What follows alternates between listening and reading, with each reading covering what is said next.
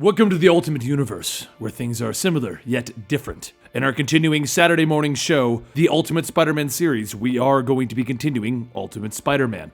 Today we'll be covering Volume 4.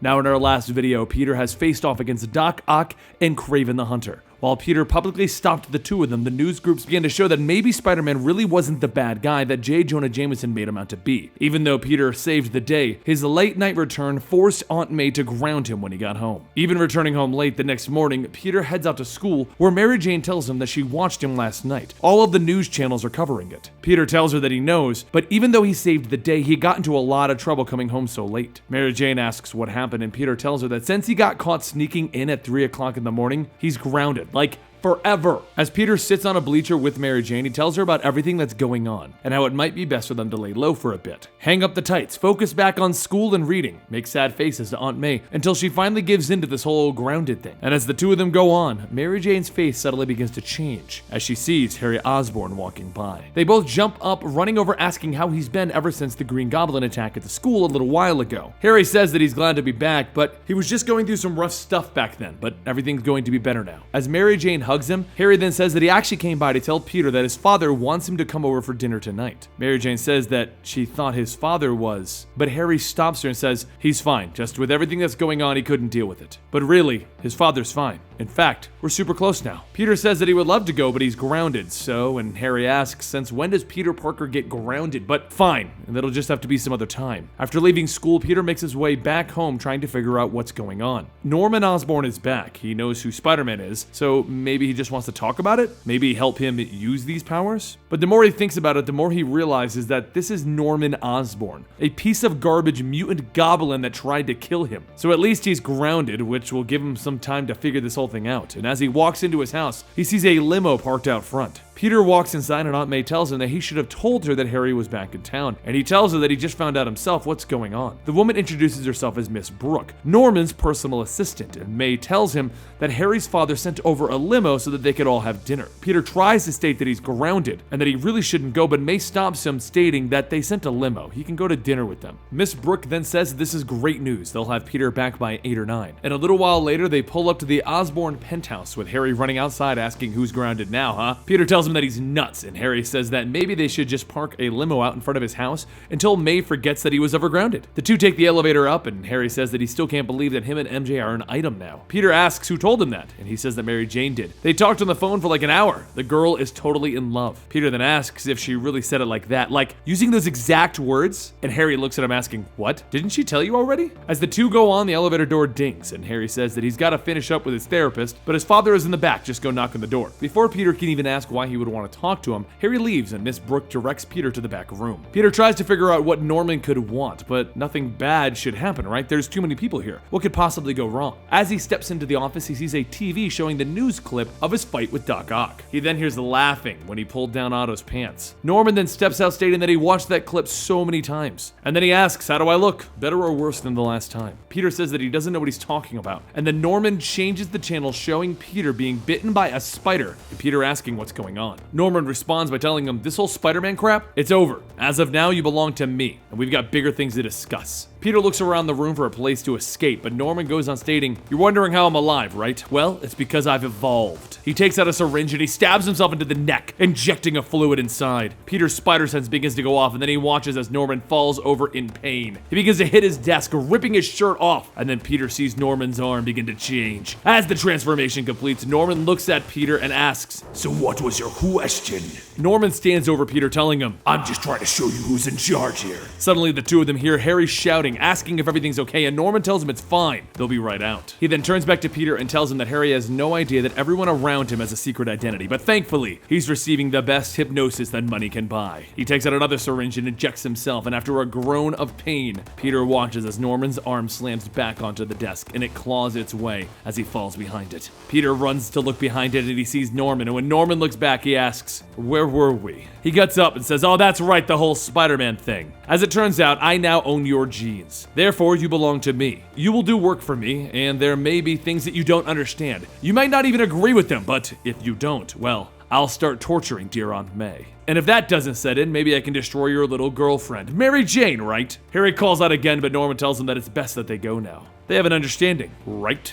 Back in the main room, Harry says that he has a copy of the Dateline story about him and his father. He's totally gonna check it out. He begins to play the video and it shows Norman and Harry as Norman explains that the reason for him and his son's disappearance was due to the concerns of an attack at Oscorp. But as the video plays, Peter begins to panic, thinking about what Norman said he would do if he doesn't do what he says. He struggles and says that he's gotta go and he runs out of the room. Peter gets up to go after him, but Norman stops him, stating just give him some time. He'll be back tomorrow. Later at home, Peter walks in and May asks how everything went and Peter hardly answers her. May says that if he didn't want to go, she shouldn't have forced him. Peter says about the other night, he didn't mean to lie about it. May tells him that Mary Jane is his first girlfriend. They'll just chalk it up to experience. Peter then hugs May and she asks if everything's okay, and he tells her that it's been a long day. Later at school, he's called into the school therapist to discuss a few things. He tries to tell her that he actually is about to take a test, but Dr. Bradley tells him that it will only be a few minutes. The first thing that she understands is that the Osborns are back in town. So did Norman reveal his new abilities? Peter asks, what is this? And Dr. Bradley goes on stating, did he threaten you? Did he mention that he's aware that you are Spider-Man? Peter begins looking around the room, stating that there has to be someone else here, isn't there? And then as he looks out the window, his vision begins to blur, and as it fades, Peter says, gotta get out of town. Over by the window, the image of Nick Fury starts to become clear and he tells Peter to just relax. They have a lot of important things to discuss and not much time to do it. Peter sits back down and he asks, how does S.H.I.E.L.D. even know about him? And Nick looks at him stating, there isn't much in the world that I don't know. Dr. Bradley begins to list off some of the recent events, like viewing the Oscorp security footage and Otto's hypnosis transcripts. Peter gets up stating that he doesn't have time for this, but Nick tells him that he knows that Norman is going to ask him to kill him. And if he doesn't, he'll kill his aunt and whoever this Mary Jane is. Peter stops and Nick tells him to sit. They have much to discuss. He explains that Norman was working on something created for S.H.I.E.L.D., and after several years, S.H.I.E.L.D. has been in the market for a super soldier serum. There are several companies competing for S.H.I.E.L.D.'s attention. Oscorp made a good presentation, but they never came through after years of development. Norman then rushed to put out something for people to see, but it ended up premature and thus resulted in the accident and the spider bite. Since all of that, Norman has blamed him for what happened, and he's been delusional with revenge ever since. Peter then asks if they know all of this stuff, why don't they just arrest Norman? And Nick says legally, Norman is off limits. The American government isn't allowed to spy on Americans on American soil, so technically we don't know any of this. Peter then asks why come to him. If they're not going to do anything to stop him, what's the point? And Nick tells him actually, he's come to tell him that he's going to be on his own, and they can't do anything until Norman does something wrong. Peter shouts, he threatened my family! He turned himself into a monster! You can't do anything? And Nick tells him again that technically they don't know anything. So if and when Norman makes a move on either of them, they're just gonna have to sit back and keep watching. Later after school, Peter heads home, and just like the day before, there's another limo waiting in front of the house. As he walks up, he sees Miss Brooks walking out with May, and Peter asks what's going on. May tells him that Norman has invited them all over for dinner. So Peter pulls her aside, stating, you can't go. Norman isn't a nice man, he might be a criminal. And as they talk, May looks back and quotes, never met a man with money who hasn't stepped on someone to get it. Peter asks what was that, and May says that it was something that Ben used to state. Miss Brooke then walks up asking if everything's alright, and May tells her yes, but sadly they'll have to make it to the dinner another time. Miss Brooks tells her that it's too bad. Mr. Osborn is looking forward to meeting them, and May just says that another time is all. Later that night, Peter heads back to try and find information on Norman, and he begins to think that maybe he should just take off the mask. Expose Norman, take the hit publicly, and see what happens. Maybe go to jail, maybe not. But as he swings away, he sees a set of teeth grinning at him from the top of a building. Norman says, I thought I told you to throw away the costume. And Peter stops and asks, what did I ever do to you? Why bother me now? Norman laughs. What did you do? Peter stops him, stating, no, this whole thing was brought on by yourself. The spider biting me? Totally your fault. In fact, I should sue the crap out of you. Norman just tells him, soon, you will learn. And you will learn that you owe me. And he takes off. Peter watches as Norman escapes, and as he looks down towards the streets, he sees Harry helping Mary Jane out of the limo that just pulled up. But as Mary Jane steps out, Norman leaps down, snatching her, and he jumps away. However, just before he jumped off from the conversation, Norman was looking at the conversation that he had with Peter a bit differently. The voices were telling him that this is all Parker's fault. They should kill him right now. And then the voice tells him that there's a girl. Go get the girl! And that's when Norman made his move. Peter quickly chases after, shouting for someone to help. Nick, shield anyone! But as Norman lands on a bridge, Mary Jane calls out to Peter, and Peter tells Norman that he'll do whatever he wants, just let her go. So Norman throws Mary Jane over the ledge, and without a second thought, Peter follows. Back up top though, a S.H.I.E.L.D. helicopter flies in, opening fire. Peter tries to catch Mary Jane before she can hit the water, and he webs onto her foot. He then webs back up, pulling Mary Jane towards him, and the two whip back and swing onto the bridge. Once they land, Peter says he did it, he caught her, and then he realizes Mary Jane isn't responding.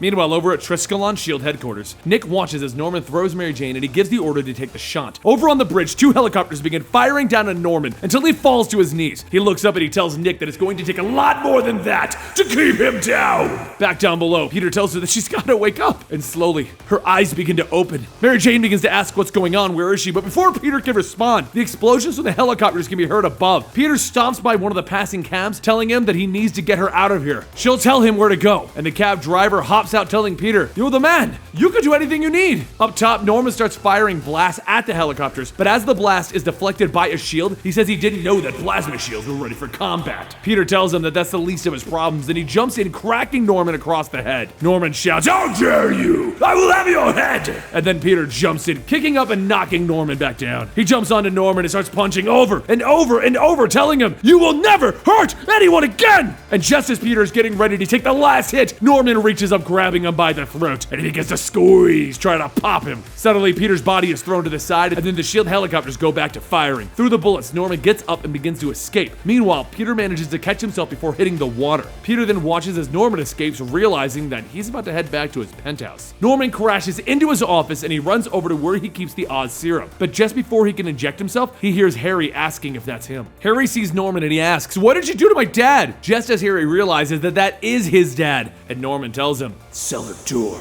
Within seconds, Harry falls asleep and he falls to the ground. And then Norman goes back to the serum and he starts injecting multiple syringes until his body begins to change and grow even bigger. Peter says that he really hopes he doesn't plan on driving like that. Or can he even hear him anymore over all that crap he just put into himself? Norman charges at Peter and Peter steps in, punching Norman back down. He then leaps up to get away as Norman gets up, but as he does, Norman manages to catch him by the leg. Norman then throws Peter through the fish tank, spraying water everywhere. And as Peter lands, some of the water splashes onto Harry and he slowly begins to wake back up. Norman gets up, grabbing Peter again, and as the light from the shield helicopter shines in, Harry sees his dad strangling Spider-Man. Norman begins to bend Spider-Man so that he can break his back, and he manages to kick upwards, freeing himself. Peter then webs up Norman, and then using his strength, Norman rips through it. He then sees Harry staring at him, and with that moment, Peter quickly grabs the desk and he throws it at Norman. The desk crashes onto him, and then Norman grabs it, throwing it out the window. Peter jumps to catch the desk from falling on the people down below, but as he does, Norman gets back up, squeezing down on Peter's head. Norman suddenly hears Harry calling out to him, and then he turns back, and Harry grabs a pile of rubble,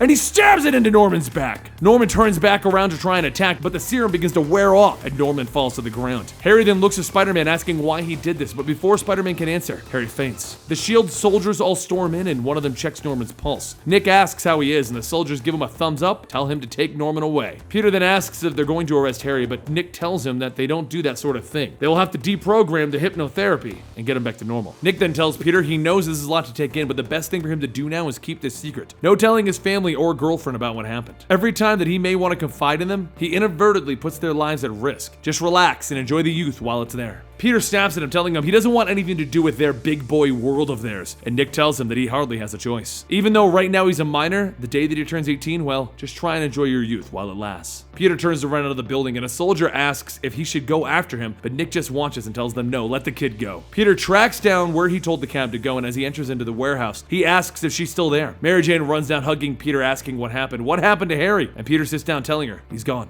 Again, she asks what happened to him, but Peter doesn't want to tell her, because he doesn't want to talk about it right now. And that concludes Volume 4. Now, we're going to keep moving forward with these things, guys. So you're going to get Volume 5, you're going to get Volume 6. And it will be here every Saturday unless we have a movie or a special or something we have to do instead. Hope you guys enjoy, and I'll see you next week right here at Comicstorian. Don't forget to subscribe and like this video.